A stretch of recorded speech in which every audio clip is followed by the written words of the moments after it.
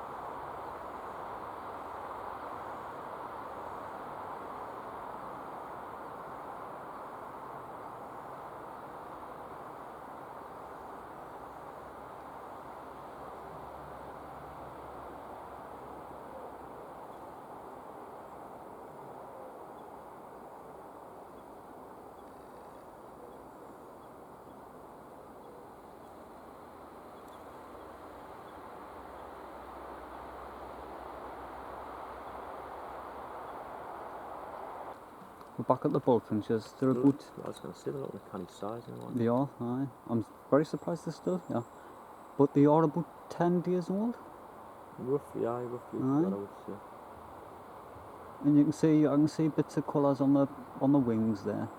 I reckon so maybe it's having another, what, 2 or 3 days, do you think? Aye, they should be coming over there. Gone. But they're a nice still, size. They hardly look like an outfit in that little nest, man. Oh no, the nest's getting smaller. We'll stand back a bit and then... We'll set the camera up and see if we can get the parents coming in. Right, we've just showed you the close-up of the bullfinches. They're young, they're about 10 days old, and we're actually quite far back here. I'll zoom out so you can see. We're like hidden in amongst some holly tree with the camera. See if we can catch the parents coming in to feed them, innit? Get a reasonable shot of the parents coming in.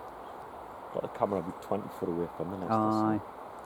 That's how we've been getting some good shots of the parents coming in. Like, but we're gone for a little wander for 20 minutes and come back, and hopefully they would have been back feeding them. Uh-huh. Whatever.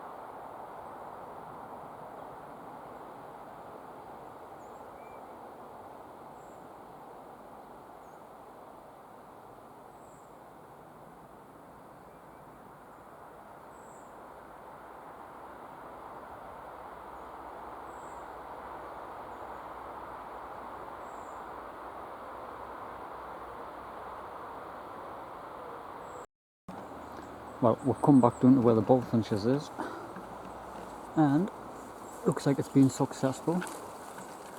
They're fledged. Well, at least we're hoping they're fledged anyway. It looks like it because the nest doesn't look much. Doesn't look any damage, there's any feathers kicking around on the floor.